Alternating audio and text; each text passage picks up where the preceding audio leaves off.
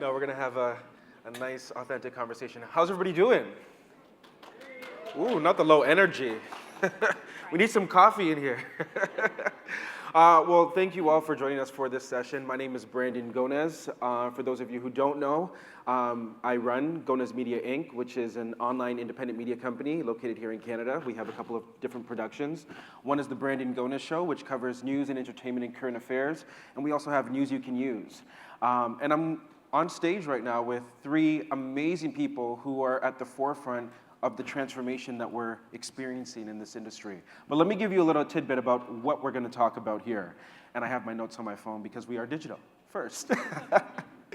So the leaders of three innovative and new news organizations join us to discuss their strategies and new models for journalism. In this Beer Pit number 2 panel discussion, the focus is squarely on innovators within Canadian journalism. The leaders of three news organizations join us to discuss their strategies, their new models for journalism, how did they weather the pandemic, what new revenue models are working, which I know is a big topic for everybody, what trends do they see coming in the future in terms of business models, and what advantages do organizations like theirs have over mainstream media players. All right, so our first panelist is Jenna Misener. She is COO of The Logic, Canada's tech and innovation newsroom, former executive director of the Banff Forum, and producer of the popular podcast, Adults Read Things They Wrote as Children. Thank you. We're excited to have you. Yeah, I can fact check, that's all true. Okay.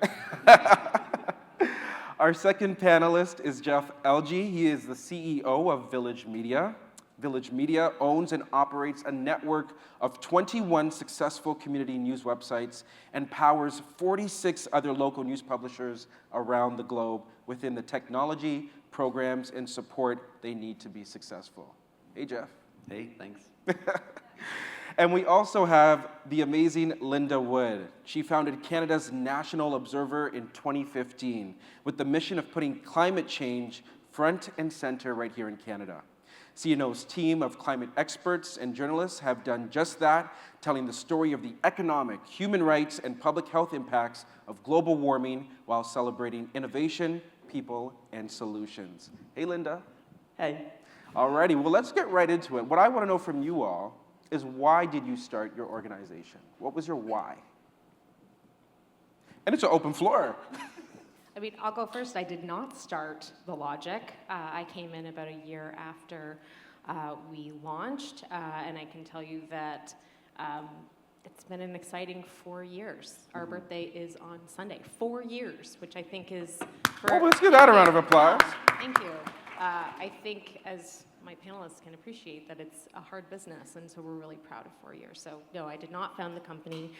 David Zuschlag, who's our CEO and editor-in-chief, started the company with a mere 3 people back in 2018, and I think back then we focused mostly on tech, but we are, now we're a national publication. We focus on tech, innovation, clean tech, electrification of vehicles, all kinds of things, policy, and we're now a newsroom of 20 plus people. Okay. So, but we started The Logic to try and bring some innovation into the media landscape in Canada, which I'm sure you'll agree desperately needed it. What about you, Jeff? So my start in was a bit of an odd one. I was running a digital agency for about 12 years. Our agency built and took a small ownership position in the first site in our network, which is in Sault Ste. Marie, called SiouxToday.com. And I watched that site, which is a digital-only hyper-local news site, grow a tremendously sized audience in that time. So when I sold the agency, I kept that equity in Sault Today, and 6 months later bought a majority interest in Sault Today and started expanding. I knew that the model could scale. So that was the start of Village Media. Sault Today is celebrating its 20-year anniversary this month, and Village Media is celebrating our 9-year anniversary this month as well. We've grown to about 140 staff, with just about 90 in our newsrooms now. So wow. Moving quickly. Congratulations. Thank you. Well, I started quite a while ago, 16 years ago, with one article and probably 5 readers at my dining room table in Vancouver, and I named the thing that I was starting the Vancouver Observer. And I did it because I'd been a journalist most of my career, and I just felt like Vancouver was such an interesting city, and I wanted to do a different kind of coverage than I was seeing in the mainstream media, or in the media that was in Vancouver. I never could have imagined that, 16 years later, I would either still be doing it or that it would have grown into the National Observer, which I founded in 2015, seeing a gap in reporting on kind of critical reporting on the energy industry and really persistent reporting on climate change back then was really missing. And now we have an audience of about 7 million people a year and 20 employees, and we work with hundreds and hundreds of writers across Canada. And I'm really proud of everything about the publication, particularly the team. And my colleague Karen Pulesi is sitting in the audience somewhere. And we're just growing, bringing on more people, and it's been a great adventure. All 3 of your outlets have had tremendous success in a relative short amount of time. Can you point to one thing that has contributed to that?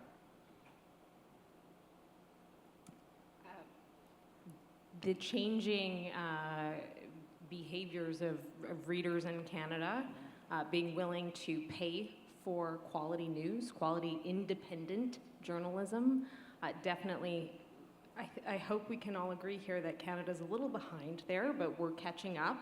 And I really, that is, our readership supports us and supports the work that we do. We have some advertising revenue that comes in, but really it's because our readers are willing to support our work. I noticed that you stressed independent. Yeah. Why was that important for you? I think that's in the media landscape, you need to be trusted. And I think especially in this country, having a publication that does not rely on advertising to actually deliver the news and to do this work is really important. Okay. Yeah, editorial independence is very important to us, and so is our integrity and our ethics, and that's at the, that's the cornerstone of our business. Yeah. What about for you guys? Well, I'll go next. I think the thing that really keeps us going and accounts for our success is a really loyal audience. It's sort of similar. Like, our subscribers are really deeply bought into the coverage we're doing and, share it with their friends, and, that's helped us grow. And they also really come forward not only with their subscriptions, but when we do crowdfunding campaigns, we just did one, and, we raised $200,000 in a month. So for a small publication, for a publication of our size, that's significant. It gives us a lot of power and, makes us more successful. See, no one's just going to say one thing, because it's not one thing, it's like 100 things you have to do right. So if I picked a few, I would say for us, strong passion for local. Our company is born and raised in Sault Ste. Marie, which is a city of 75,000 people. I think the fact that we're born digital, that's all we think about, that's all we've done. We don't have to worry about anything else. It's really critical for us. And I think it's been really refined by our mission now to strengthen the communities that we serve and basically getting very deeply connected to our audiences, which is critical. I mean, we're very much an audience-first company. Without audience, there isn't revenue, and that's the way it works for us. So, but there's 100 things. Yeah, and I want to dive deeper into that, because I'm sure a lot of people are probably wondering, I mean, a lot of the markets that your outlets operate in also have competitors in the legacy mainstream space. So what are you guys doing differently where you've been able to find that path to success? I think one of the big things for all of our companies is that we don't rely on, our business model doesn't include things like commodities. We don't have to worry about the cost of gas and gassing up delivery trucks or the cost of ink or paper. And I think that's a big difference between legacy outlets. But also I think we're much more nimble. You know, we're a small team, but we're able to really give our journalists the time and space to do the work and dedicate their energy to actually producing quality work. Yeah. I guess, you know, I want to just acknowledge the power of the panel that was up before us talking about Ukraine and, the seriousness of issues that are going on in the world. And also I really want to acknowledge, the amazing work that legacy media does in Canada, and I don't think it's not that we have a leg up on the journalism. I don't think, but I agree, we can be nimble. I guess what I really want to say is, I'm very driven by the seriousness of the issues that face us today. And I just don't think I could keep doing this business if I weren't driven by that. Because, it would be better to go out and sell real estate. I could definitely make more money if I approached selling real estate with the passion that I've brought to building a media company. So, I look ahead, and I have 4 kids, and, I think about, disinformation, climate change, war in the Ukraine, the potential of nuclear war. And I just think journalism is so important, whether, it's local or, focused like the Logic is, or, these amazing journalists who do have more, capacity to go out and cover the war in Ukraine. So I think I've kind of gone all over the place with this answer, but. No, but I think there's a lot of nuance there, right, to unpack. Jeff, how about for Village Media? So probably a lot of what I talked about before. I mean, it's sad because, again, the legacy media is doing excellent journalism, but the reality is that they're, especially in local markets, small local markets, they're shrinking. Their newsrooms are shrinking, and we've done the opposite. And in most, if not almost all markets now, our newsrooms are larger than our legacy counterparts, and the audience knows that. But this born digital nature really changes the dynamic, and we're very thoughtful about our sites and performance and user experience and ad tech and distribution to social platforms and search, et cetera. But I think the real differentiator now for us, and I think this is what, for example, daily newspapers used to do an amazing job of, is recognizing that deep connection to community, getting involved with nonprofits and charities and events and really being a part of the fabric of the community. That's our best sites are where we behave the best that way. And I think it's a really key part of the business for us now, beyond the tech. Yeah. COVID-19, I mean, we all experienced it. A lot of Canadian media outlets on the brink of death, by the pandemic and the advertising market. How did your outlets fare? I mean, I started mine during COVID, so. Yeah, COVID, the pandemic has been devastating, but it actually was good for business because people, we just saw this wave of folks who were desperate for information and information they could trust. And our business, or our publication is focused more on business, so we had the business community looking for actionable intelligence, things that they could actually, put into action in their companies, and so we saw a big swell of support and increased subscriptions readership throughout the pandemic. Now I'm on the business side. I'm not in the newsroom. There is a church and state in our business, and so my focus as the COO was really on batten down the hatches for the business and make sure that we were controlling costs. And so we went into it thinking, this is austerity measures, control everything, but yet business was great and has continued to grow. And so I don't want to say COVID was good for business, but COVID was good for business. COVID was good for business, so, yeah.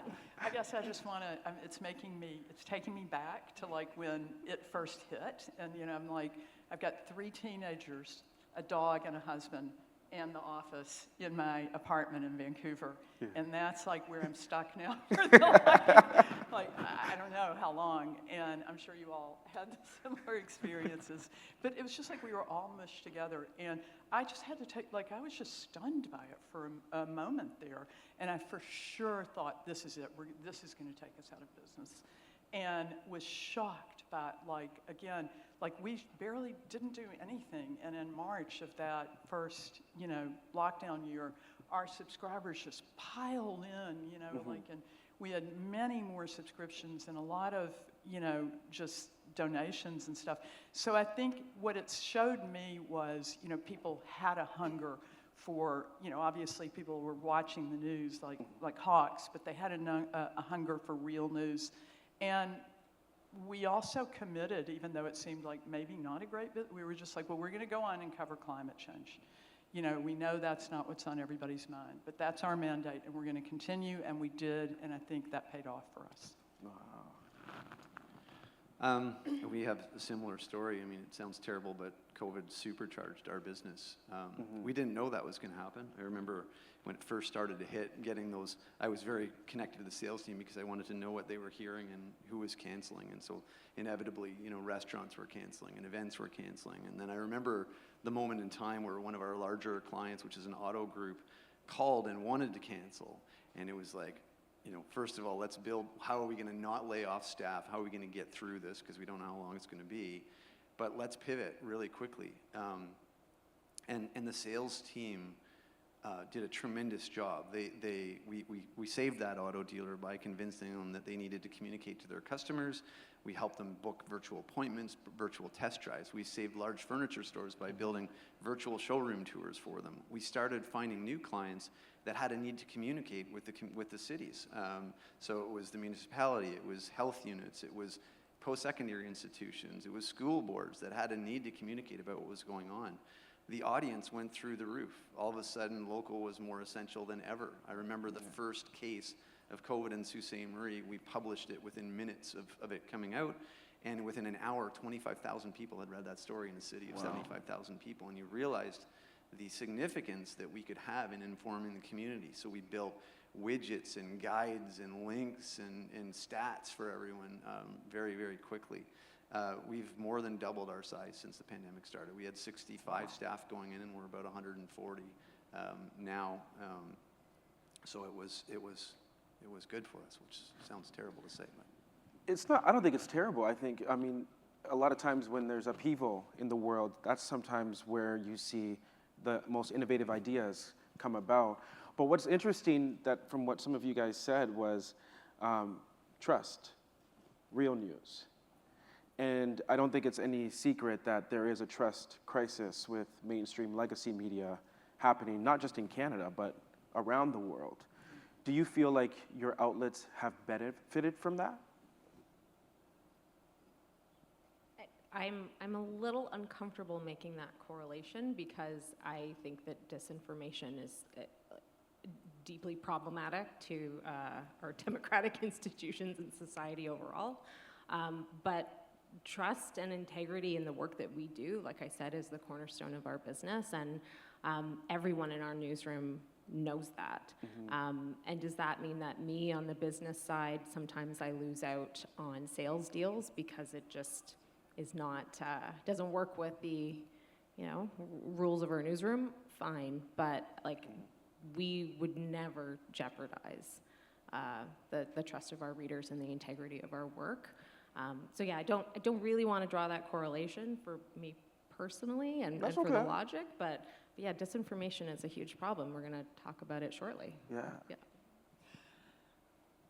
Yeah, that's a hard question to answer, but what comes to mind for me about that is what was really important to me was that first of all, our employees trusted us. We were actually in the middle of negotiating our first collective agreement. And, and what was so important to me, and Jeff mentioned this too, is that we were able to take care of our employees, that we were really, that was the first commitment. Nobody's going to lose their job. And over the time, since then, we've gotten to the end of that collective agreement. I'm so thrilled about, the deal we've been able to offer our employees. And I think that's the starting point, actually, in a media company. If you want your readers to trust you and you want to be able to go out and hold power to account and criticize other people for, or society as in Jeff's place, you've really got to look in your own organization first, and you've got to be sure that you are a just workplace. So all of those issues were coming around for us during the COVID time. Especially if you're employing journalists. They'll let you know. They will tell you. Yeah, they will tell you. They'll let you know. Do you hear it, Jeff? You know, for us, trust at local level is really not an issue. I mean, we have a newsroom of appropriate size doing the job that they're supposed to do. They're not biased. They're reporting facts. We don't run a lot of opinion. And I've never found it to be an issue. It doesn't mean everyone likes us and what we say all the time, but I do think that they trust us. So when we're reporting facts about COVID, for example, was never a question as to whether it was credible or not. It was accepted very quickly as important information. So we at local level, as long as our newsrooms are staffed appropriately, and I think that's what you see in some small communities where there are news deserts, then that's where bad actors fill the gap in some cases, right? And you don't have that true local trusted source. But if we're staffed appropriately, it's not really an issue that we worry about day to day. So, Can I say one more thing about that? There's an organization called the Trust Project. Yes. That's international, and they do trust measures, and we're part of that. And, you know, I think it's great to have those kind of, you know, clear marks of, you know, what we need to do to have that relationship with our audience. Yeah. And the proof is in the work, right? Like, if you can stand by your work, then I think you're winning, right? And as we said, like, your team will tell you if they don't feel like you're acting in good faith or with integrity. Since some of your outlets now have larger newsrooms than some of legacy mainstream media outlets, what do you see as the future of this industry? Do you see digital and legacy coexisting? Do you see one potentially replacing the other? What does that look like to you? I kind of think it looks like this. Like, that's, you know, of course I'm biased. At least you're acknowledging it. But I really do think that, you know, you look at, we're 4 years in, and we've also doubled, and my co-panelists have also grown. I think that's the proof that this business model is working, and that people are willing to pay for quality journalism, and that, you know, I think we're onto something. I imagine you would agree. Yeah, I would agree. But yeah, I think that our models, I have a hard time seeing into the future. I struggled with that a lot when I was thinking about this panel. Yeah. You know, like, what's the future? Like, I couldn't have imagined what the future was going to be 5 years ago. You know, like, or whatever I thought it was going to be, it actually hasn't been. And so I'm kind of expecting that in the future. That's my view of the future. Like, it's unexpected. And I think we've just got to be ready to meet that. Yeah, I agree. This panel in Montreal, you were at a conference in Montreal where, you know, you're one of them, Brandon, right? You're a new startup. You've got 10 staff now. In no time. But there's some incredible stories. I mean, I used to feel that way, and it was at that conference, meeting people like you, where I realized, man, we're old now. Like, we're like the established media now at 9 years old. And there were so many amazing stories of new digital independent startups that's working, and it's growing. And I think it's getting easier, to be honest with you, and I think that's why we're seeing it. I think if you look at kind of what happened in the newspaper industry, you saw a kind of over time, a gutting of especially local newsrooms that allowed companies like us to jump in. But I think we're starting to see that in other mediums, right? You're seeing it in local radio. There's a lot of layoffs in local radio newsrooms. Local TV in some of our markets in Northern Ontario, like, there'll be one reporter in Sault Ste. Marie now that's left over. And so if you look at the internet and the way it's advancing, it is a multimedia experience, right? So now, not only can we capture what used to be a print reader, we can capture a listener through podcasting or through audio on site. We can capture a TV watcher through embedded video, et cetera. So there's more and more opportunity, more and more gaps to fill. I think there's a very bright future for this part of the industry, digital. I think scale is important. I think being lean and nimble is important. I think being focused on a digital business is incredibly important. And I would not want to be legacy media right now. It's a really, really hard transition. I mean, it's hard. I think we would all agree that as much as we're succeeding, it's hard work. It's really hard work. You have to do we agree. as I said earlier, a lot of things you have to do right.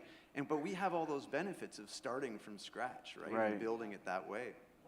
It's a real hard transition. I think it's going to be a really hard go. I just want to jump in and, agree with you, Jeff, that like the exciting part of the future is all the different platforms, like we're trying to now, it's just like being a kid in a candy shop. Podcasting, should we go on TikTok? Should we, do we even need a website in the future? Maybe our websites are going to be, these social media platforms, where is the future? And that's the fun of it. It is really interesting. What I also find interesting in terms of your both models, the pay-for model, because we have heard a lot of people say, Canadians don't want to pay for news. They don't want to pay for news. They don't want to pay for news. We hear that all the time. But they do. Right. So, so let's explore that a little bit. Is it because you've kind of doubled down on a specific niche that you're providing like an incentive for Canadians to want to do that? Absolutely. We're creating content that they want access to. And I mean, I'm joking that, yes, they do pay for, we have subscription revenue, but we also have revenue from, it's not just individual subscriptions, it's through corporate subscriptions, through content syndication, and we have the ability to diversify our revenue model. But yeah, a big chunk of that is individual subscriptions and people who, they see that we have a very talented newsroom, that we're covering the stories that they want access to and that they need access to in order to do their jobs. We love being agenda setting, but if you want access to our content, you have to pay for it. And what's the price point for your outlet? So for The Logic, the base price for a year is $299.99 a year. We're running sales. We always have a sale around our birthday, which again is Sunday. So keep an eye. We'll have a big. We don't run as many sales as we used to, but definitely there's one coming up. So check it out at thelogic.co/subscribe. Yes, we love a plug. But it's we built this company with $300K in angel funding and subscription revenue. Like the people wanted to pay for what we had to offer. So that's amazing. Yeah. How about for the National Observer? What's the price point, I guess, for people who want to subscribe? Well, our list price is $139, but we have lots of sales, and so the average price ends up being about $100 for a year for a subscription. But as I said, our subscribers often kick in more during the year, so the real value of a subscriber is probably somewhere in the $250 a year. But truly, right now it's all about as many different revenue streams as possible. One of the things that we got into during the pandemic was, like everybody else, we went on Zoom, but we did it in I started an interview series with prominent Canadians and North Americans, really, and that was very successful, and we started, it evolved into, something that organizations were willing to sponsor, and that became a new revenue stream. So you never know, it's always looking for those new opportunities.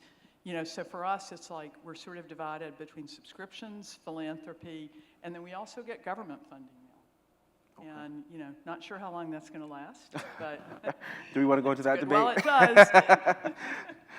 We've talked a lot about, the success story and the positives. But of course, with any story, there are challenges. What are the current challenges that each of you are facing right now? And if you don't want to expose them, you don't have to, but I mean... I'm happy to do that. I think post-COVID, obviously we're not completely post-COVID necessarily, but post-COVID coverage being significant, I think a lot of orgs, including us, has seen a decline in audience. I think Ukraine coverage is part of that. I think Facebook algorithms as part of that, but we're always fighting to grow audience as much as possible. I think that's difficult. I'm very concerned about Facebook's general behavior in the news environment. There's new news about that today, about their licensing deals, but also concerned about them potentially abandoning or scaling back news in their feeds, which is an important source of distribution and audience for us.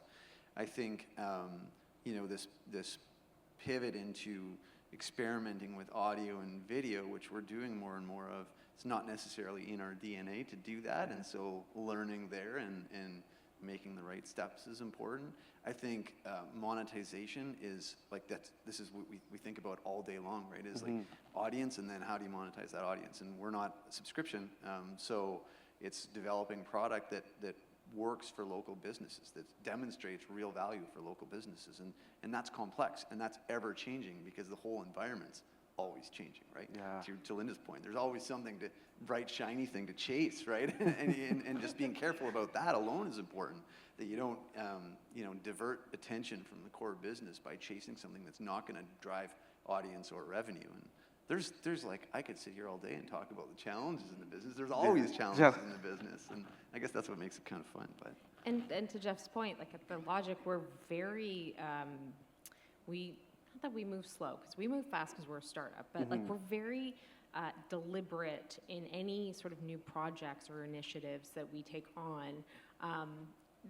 We want to be sure that it's the right thing, that like it's something that we pay close attention to our readers. What do they want? Are they going to show up for something new? Substacks were so hot and newsletters were so hot recently, and a lot of people asked us, why haven't you launched 10 newsletters? It's like, well, we want to make sure our readers are going to show up for it, and so we take our time to develop new products and make sure that it's going to be something that feeds the sustainability of the company. And so, like last week, for example, we launched our second vertical, which was Shift, which is a newsletter on EVs and AVs. Oh, nice. And I encourage you all to check it out. I know that's another plug. I'm sorry, but I'm not sorry. But you have to be careful about those decisions because they use resources, right? And so every decision you have to carefully weigh and sort of look into the future and see is this something that's going to continue to pay off? Yeah. Before I open up the floor to questions, I'm a big believer in manifestation. So, as digital-first organizations, where do you see your outlet in the next 5 years?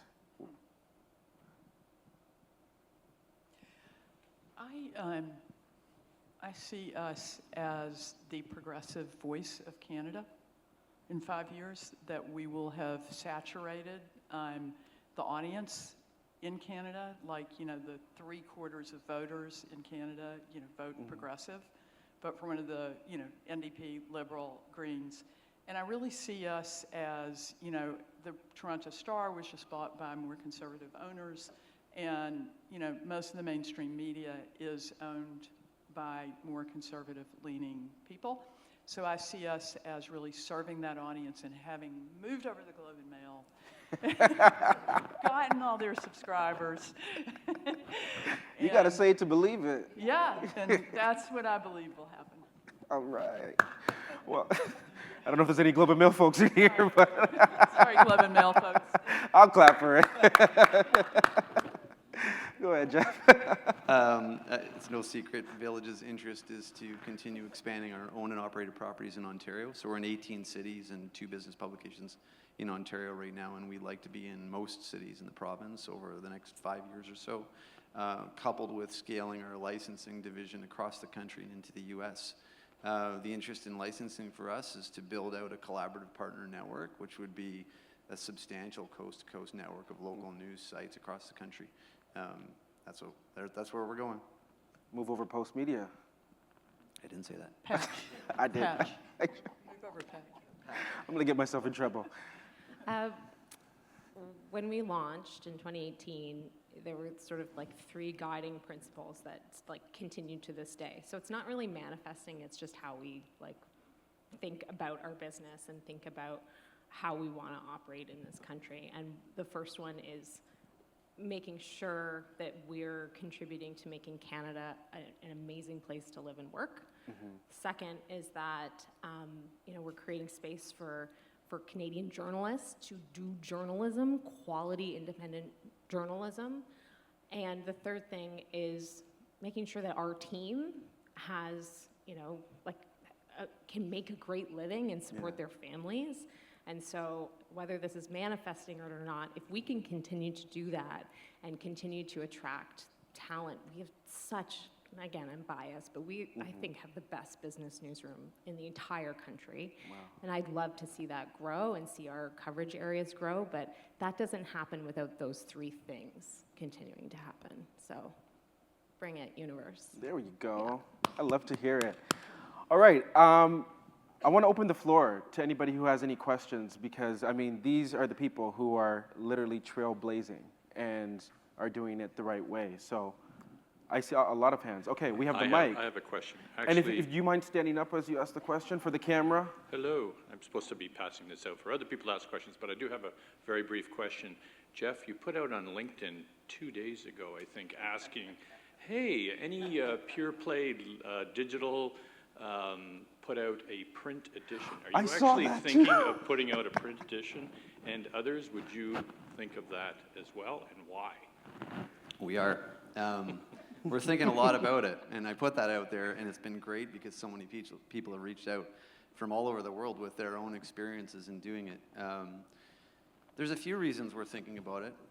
One, I do believe there's revenue in print. I don't know that it's daily revenue anymore, or maybe even weekly. So what we're thinking about, contemplating, is a monthly, almost kind of news magazine type of format where we would have the best articles of the month from our site that weren't time sensitive, coupled with other things that you might find in a format like that.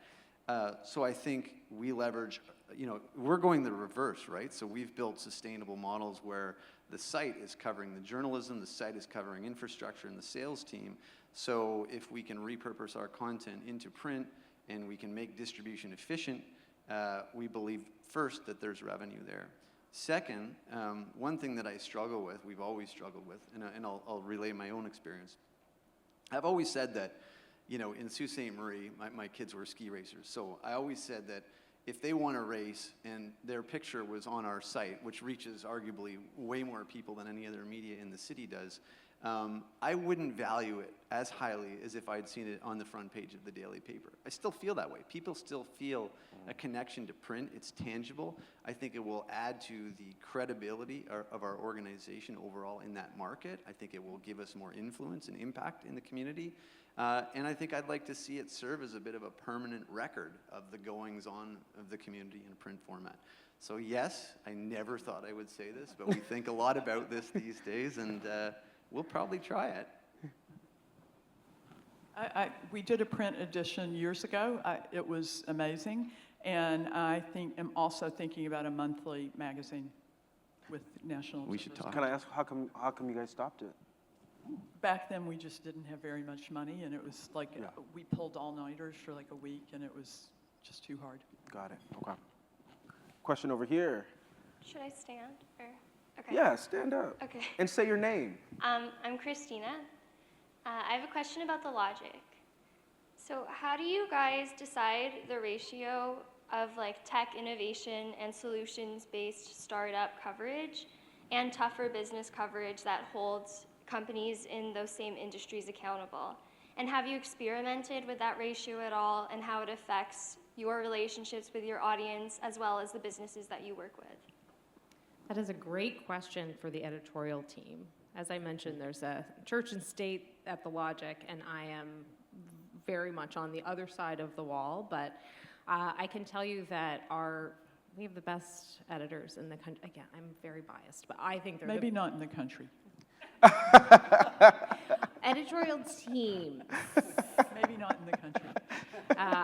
I think they're the best. And I know that a lot of thought goes into, it's funny talking about, like the page one, a lot of thought goes into what our sort of headline story is every day. We publish 1 to 2 articles a day. And so it is not an easy thing to pick what story is going to resonate most, not just with our readers, but with the folks who have not bought in yet. And that's something that our editorial team works really hard on. And they know that our readers are looking to us as sort of agenda setting. And so it's a balance. And I'm sure my colleagues on the panel would feel the same way about the beats that they cover. And also, we have a pretty direct feedback loop with our readers. So how much we listen to what they want us to cover is, again, not for me to decide. But yeah, it's something that they think very carefully about, and every decision is very deliberate. I hope that answers your question. It did. Awesome. Who has the mic? I have it here. Oh, sorry. There's the mic. All right. I'm Greg O'Brien. I'd like to open up the Bill C-18 can of worms, if you don't mind. Those of us in legacy media, and this was mentioned this morning by the fellow from Bell, who I can't think of his name right now, want that to pass so that we can get a revenue stream from the likes of Facebook and Google, and well, those are really the main two. Two of you on the stage have a deal with Facebook, Village Media, and National Observer, and the logic, your minority owner, the Post Media, is a big backer of C-18. So I'd like to know from the group, I guess, what benefits are you seeing from your Facebook relationship? And also the logic, what do you think of it? And what do you think those of us in the traditional media should be doing better, I guess? No. You know what? I'll just say this, we've all been there's groups of journalists all over Canada right now, which you probably know, that are trying to figure all this out. I'll just say, quite frankly, the benefit that we got out of our deal with Facebook was money. We got a licensing deal with them.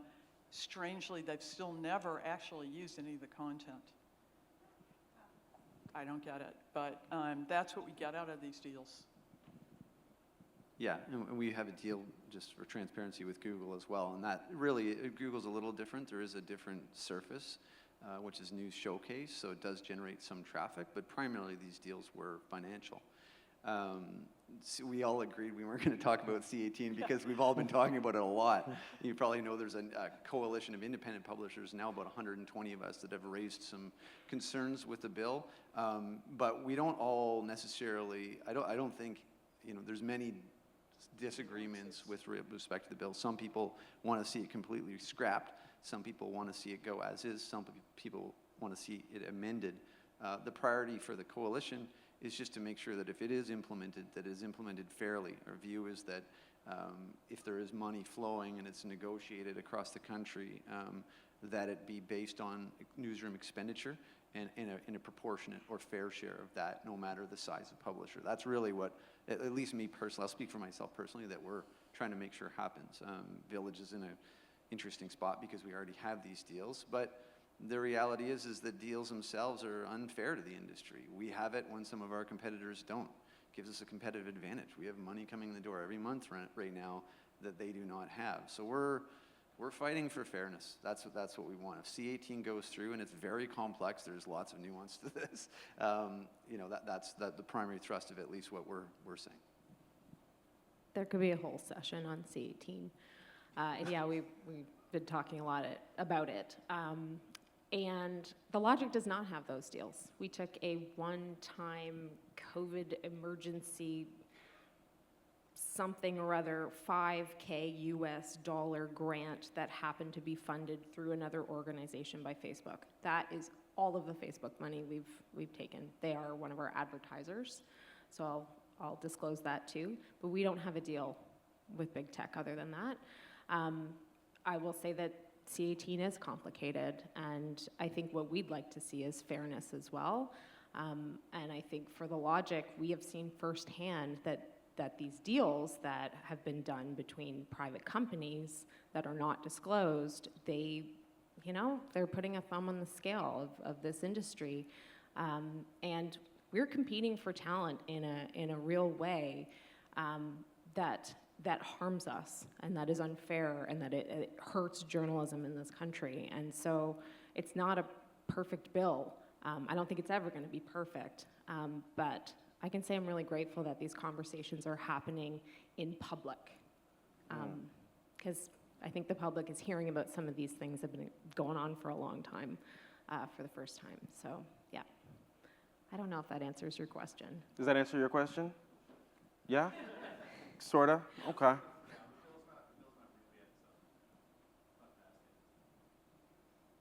All right, on to the next question.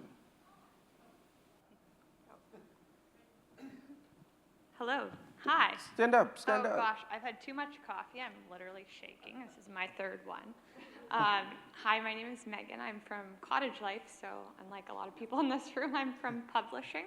Happy anniversary. Thank you. 35 years. Woohoo.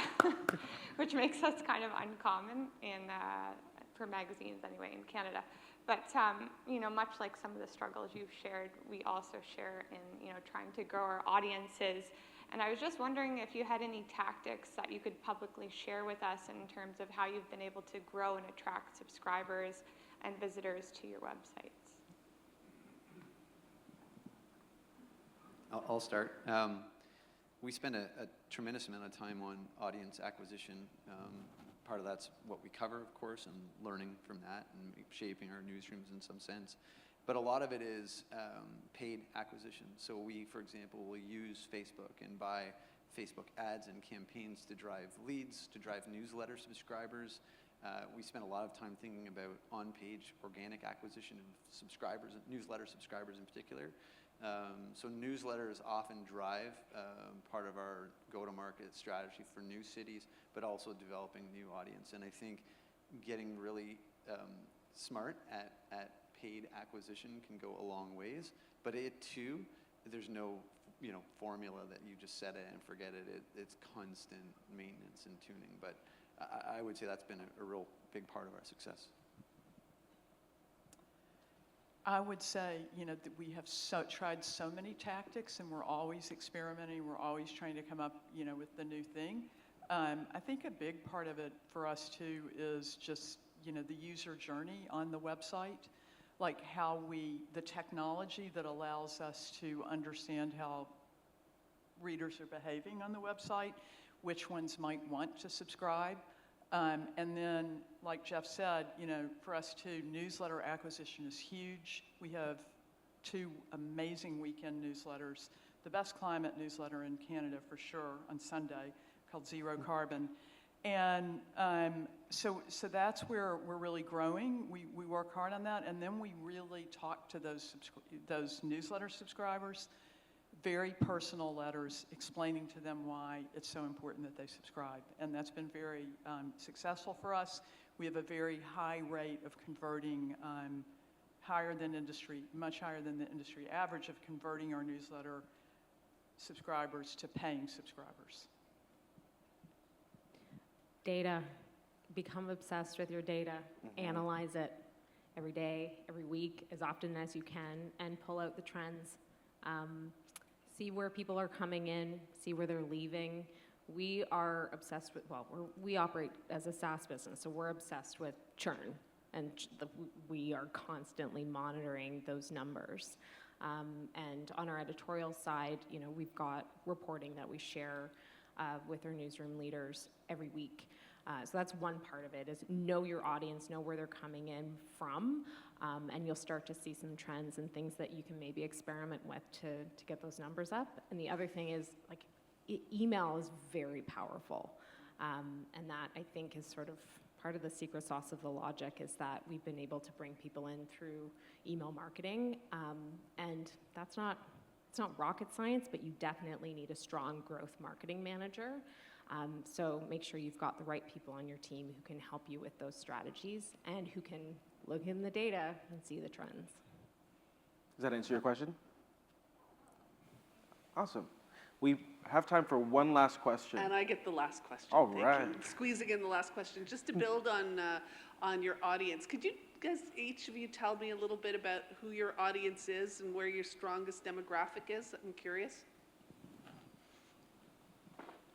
Our audience are C-suite, sort of executive level Canadians. Our household income is an average of $200K or more.